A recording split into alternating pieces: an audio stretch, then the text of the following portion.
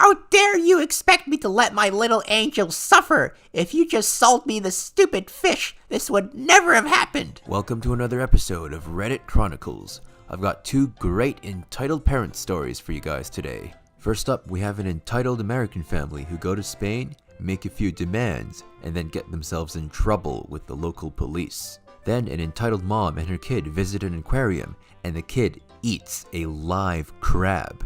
No kidding, guys. Let's begin. Good morning, Reddit. Allow me to make a few disclaimers before I start. First, have in mind that this story takes place in the north of Spain, Asturias. Therefore, I will try to give the necessary context so the cultural barrier is as little as possible. Second, that this is my first post in this community. Third, I'm Spanish, so please forgive me for any orthographical edit, it's orthographic, facepalm, or grammatical mistakes. However, feel free to point them out if you want. Now let's get started. First of all, I will give you some context, so feel free to skip this and go directly to the story.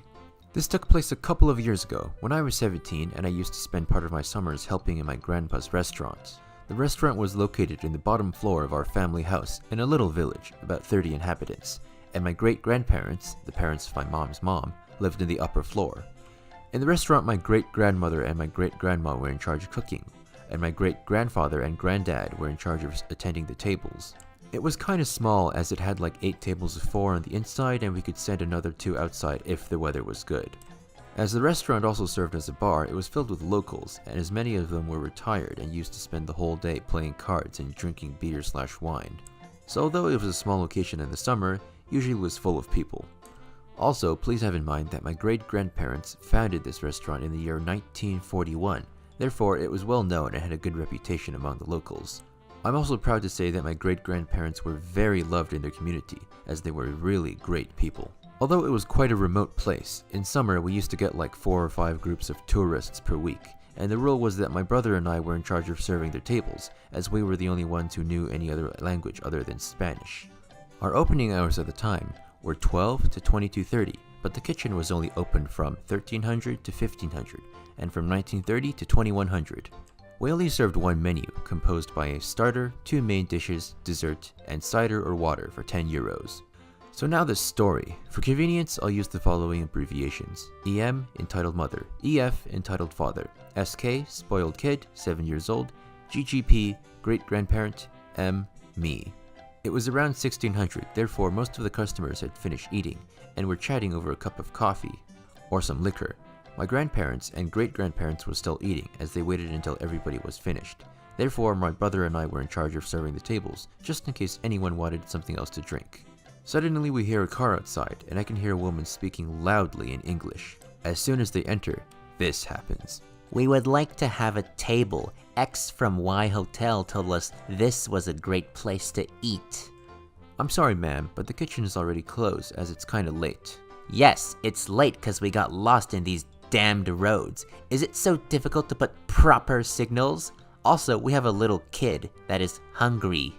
Oh, I'm sorry to hear that. Let me check if I can do something for you. I then went inside and explained the situation to my grandma, who told me to attend them as everything was already prepared and we would just be heating up the food. Well, are you gonna give us a table or not? If the kitchen is closed, how is it that those people are eating? Pointing at my grandpa's.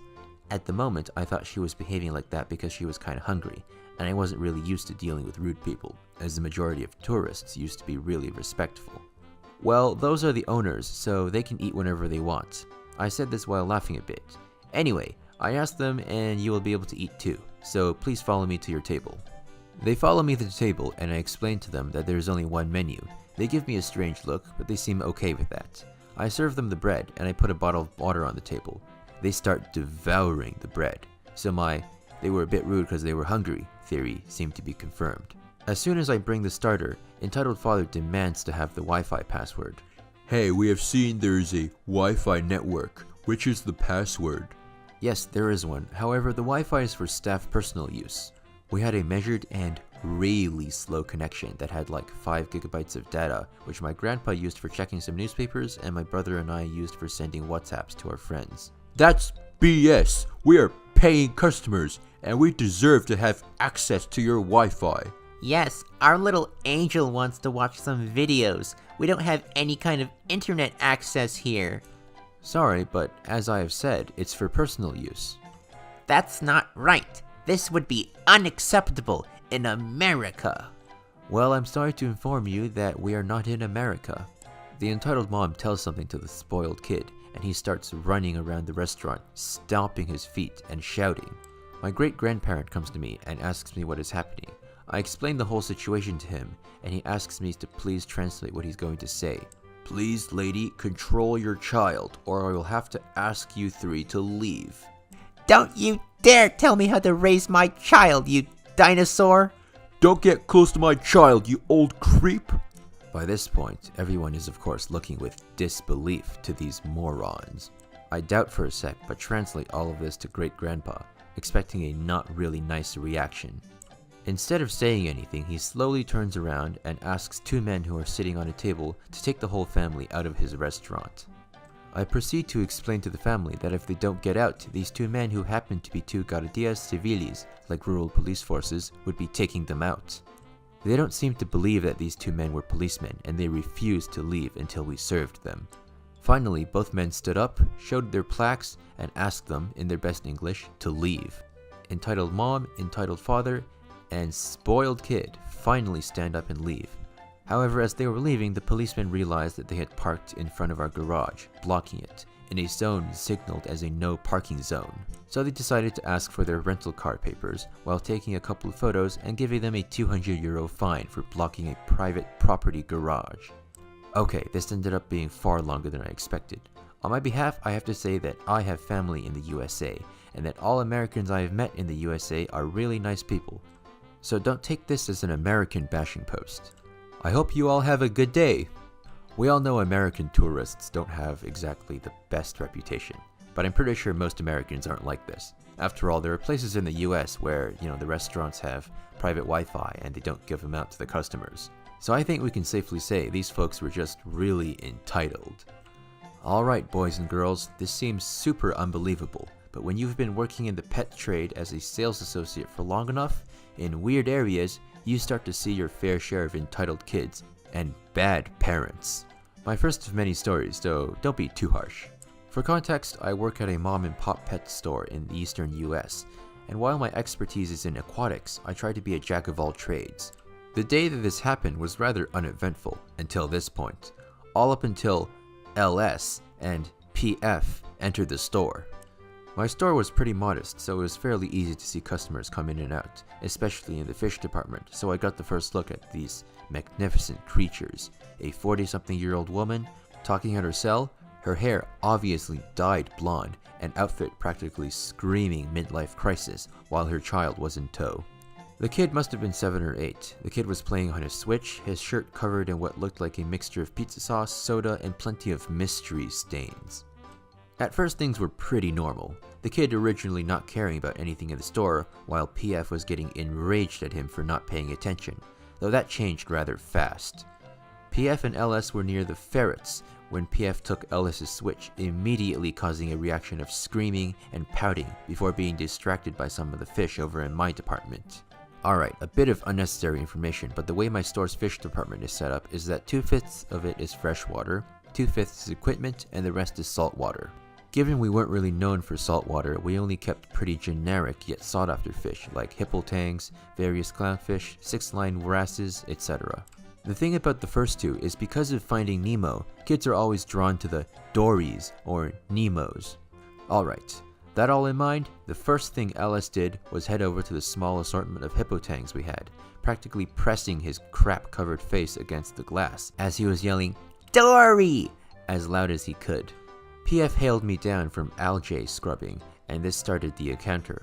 I like to act casual around the workplace as I find it lowers any sort of anxiety a customer has and makes me way more approachable. First thing out of my mouth was, "Hey there, how's your night going? Need help with something?" PF started out our encounter with a roll of the eyes before pointing to the tang and demanding a price with a single but rude, "How much for this thing?" was the way she said it that was rude. After shifting gears from a casual standing to a more professional one, I simply told her that the tang was $160. He was a good-sized tang. Of course she scoffed, but what came next was a bit worrying.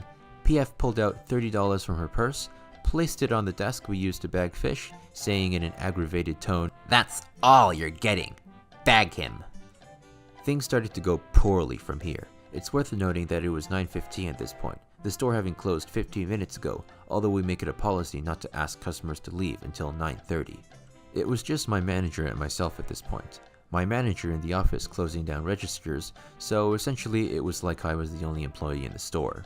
Seeing PF placing $30 on the table, I raised my eyebrow before leaning against the wall, simply asking her, "Do you have a saltwater tank?" She didn't take this well. She screamed without a second passing. "None of your effing business. Now bag my fish, you cocky little jerk." I simply refused and slid her $30 back towards her before she slid it back, now more pissed off. "I'm gonna get your ass fired if you don't bag my fish right now."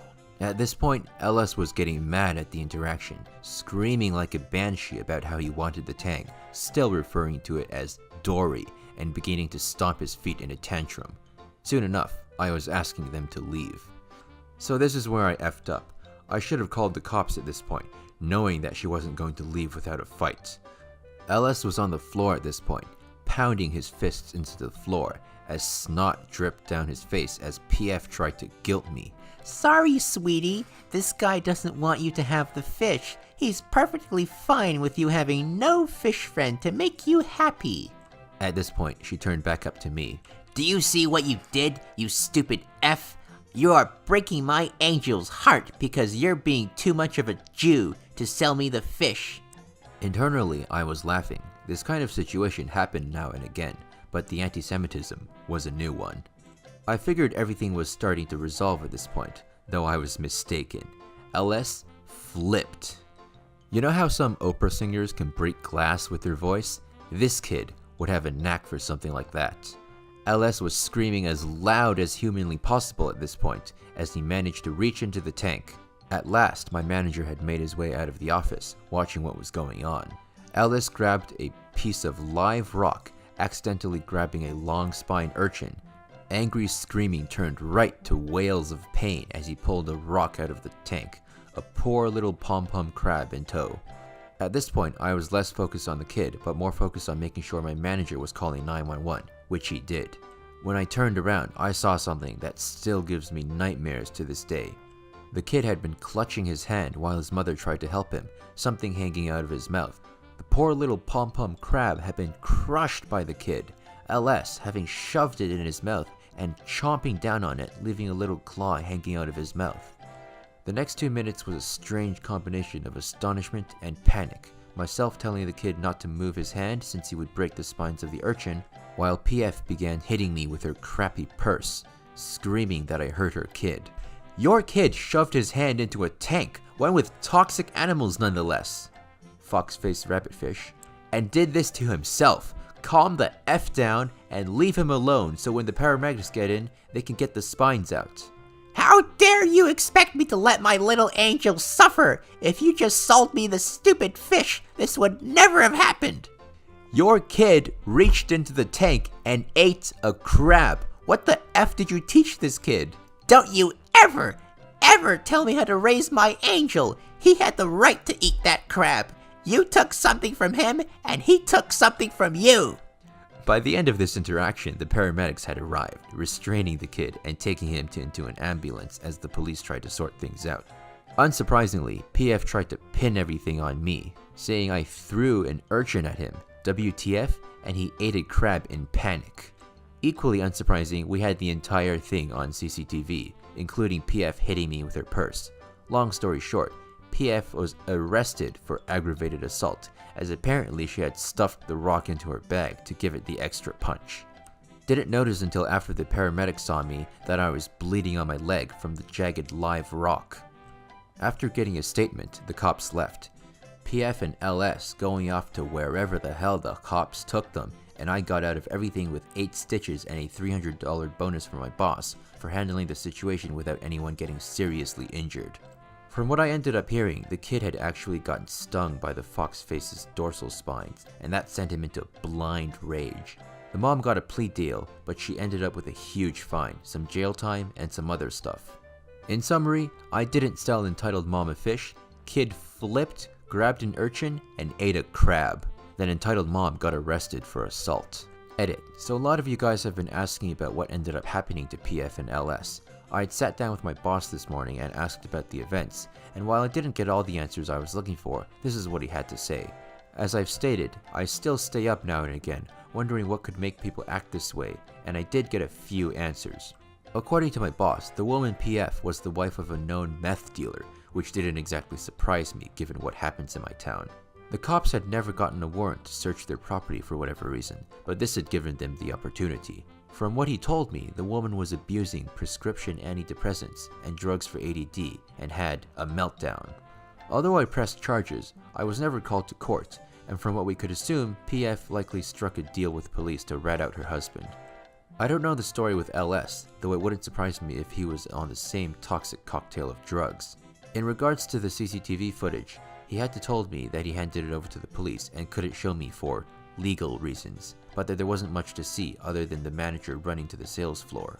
The way our CCTV cams are placed only really show part of the sales floor, the office, and the register counter. Medical bills was way easier. I'd been on an expensive med not covered by most insurance for most of my life, so I've always had to pay out the butt for a really good insurance company, and this time it paid off. I ended up with a $100 charge for the ambulance, although my boss reimbursed me.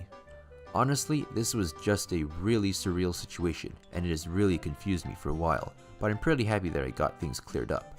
Hopefully, PF is rotting in jail, and LS is getting the love and direction that he should have been getting all along. So there you have it, folks. That's how a kid shoved a live crab in his mouth.